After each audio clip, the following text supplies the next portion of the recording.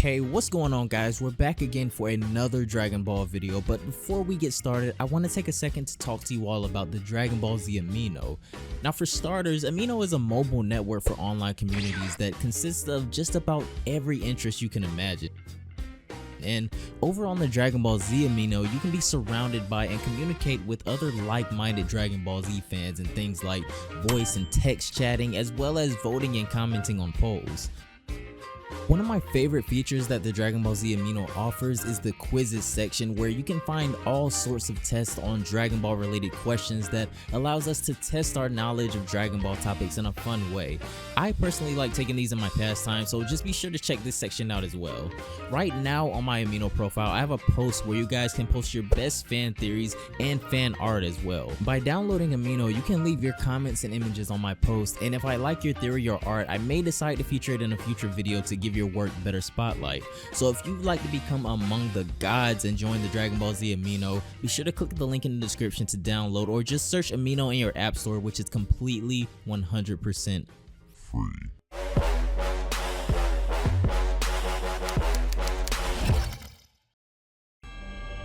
So by now I'm pretty sure you guys can tell that Vegeta is one of my favorite characters. He's always been known for having this brass, cold demeanor from the moment he was first introduced into the anime. But throughout all the years and everything the Z Fighters had been through, we never really get to see things from Vegeta's aspect, since it's always usually Goku. Even though they were rivals to the very end, I think it would be hard for Vegeta to say that Goku hasn't changed him at all. I mean, in all of Dragon Ball, I can only think of a handful of times where Vegeta was caring to even his own family. But even though his change was gradual, he eventually started to grow into more of a family-oriented man. At the end of Dragon Ball GT, when Goku left with Shenron, before he left, Goku entrusted Vegeta the responsibility of watching over the Earth from that point on, but that would never satisfy someone like Vegeta. Even after achieving the Super Saiyan 4 transformation, although through the Blitz Wave machine, Vegeta still fell ever so short of Goku, so for the next 10 years, he and the rest of the Z Fighters trained to exceed their own limits and learned to overcome without Goku, in a story called Dragon Ball Last Enemy, 10 years after GT. Unfortunately, this is the only portion that's been translated at this point in time, but I still feel like you guys will like it. The first thing we see when the story starts off is a little of what's been happening over the past 10 years, as we see a wedding picture of Pan and Trunks. This is their house, and we see that they even have a son, as Pan pushes Trunks out of the door before he's late to work. Over at Capsule Corp, Bulma has continued to improve her training inventions for Vegeta, and her latest one is the virtual gravity room. When we go inside, we see Vegeta is training by himself with the drones in his Super Saiyan 4 form. Suddenly, he senses something odd behind him, and he turns around with a kick, but when he sees what he was attacking, it's Goku. Out of nowhere, Goku has returned to challenge Vegeta to a sparring session. Of course, this is just what Vegeta lives for, so the two begin their heated battle within the gravity chamber. 10 years of intense training in order to not only protect the Earth, but to meet his goal of surpassing Goku has pushed Vegeta to close the gap between the two drastically, as they seem to be in a stalemate. After rising into the air, Vegeta decides to test just how evenly matched they really are, and he begins to launch a Super Gallic Cannon attack, and he fires it directly at Goku with full power. Goku of course accepts this challenge, as he begins to charge a 10 times Kamehameha, looking to meet Vegeta's attack head on with his own. And then, he releases the attack. Full power Super Saiyan 4 Goku firing a 10 times Kamehameha would be a bit too much for anyone, as we see the two attacks clash, and from what we can see, the difference in scale between the two attacks is massive.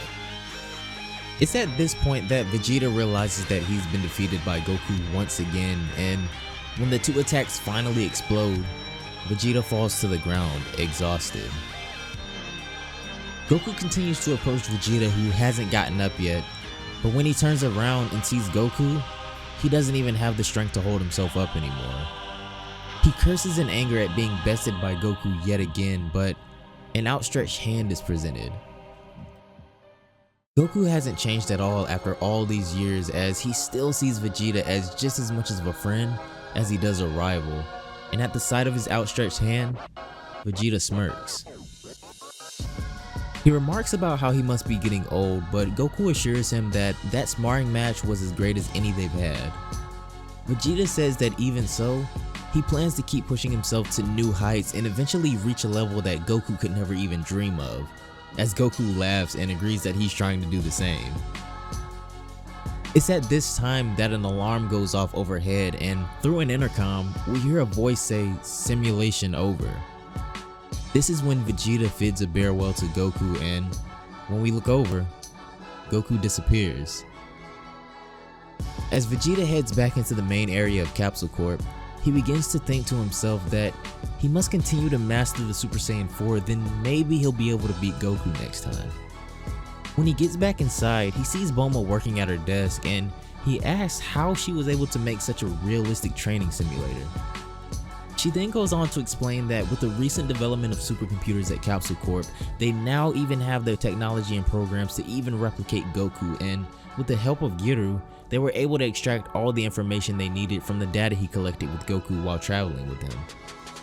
This is one of the first times I can think of that Vegeta seems to show almost a sense of being proud of Bulma as he smirks, and even in her old age, Bulma still blushes when it comes to Vegeta.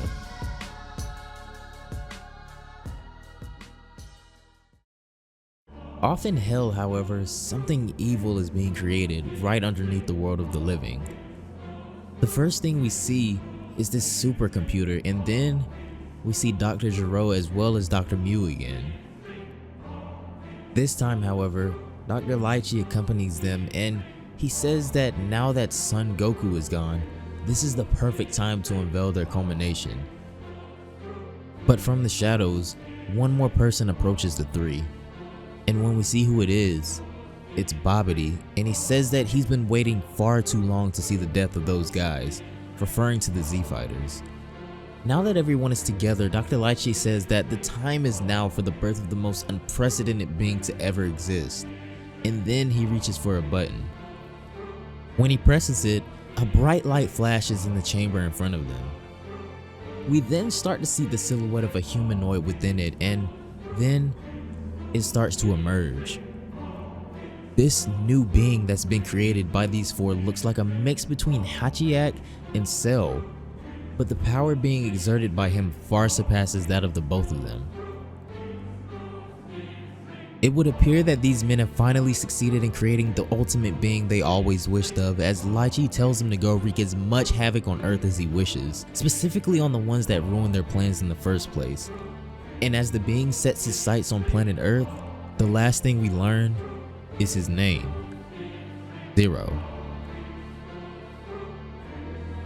In order to get to Earth, Zero has to open the gates of the underworld, so he begins the ritual and then lifts a chunk of land out of the ground.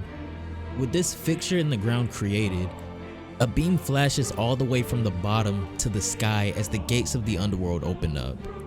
But behind him, someone has arrived to stop his escape, and when he turns around, it's Piccolo. Already shocked that there's another person able to open the gate to the other dimension, Piccolo is frozen solid as his aura is severely overwhelming. Piccolo is wondering who this mystery person is, and as Zero taunts him, Piccolo goes for a quick attack in order to get him away from the portal. Zero is completely unaffected, however, and just dismisses himself from this fight he doesn't even feel is worth his time. And in a flash, before Piccolo can do anything to stop him, he vanishes, leaving him behind helplessly defeated. That's gonna do it for this one, guys. Sorry I haven't uploaded in a few days, but I've actually been working on like a stockpile of videos, so don't worry, content is definitely coming. I've just been trying to bulk up. Down below in the comment section, let me know what you guys think about another bioengineered villain. Personally, I'm a big fan of Cell and his entire gimmick, so I can't wait to see just how strong this guy is. But remember that this is the only part that's been translated, so I'm not sure when we'll be able to do part 2 to this. Don't forget to check out the Dragon Ball Z Amino and become a part of another awesome community of DB lovers by clicking the link in the description, or just going to your app store and installing Amino on your phone and searching Dragon Ball. Anyways, have a great day, and I will see you all in the next one. Bye guys.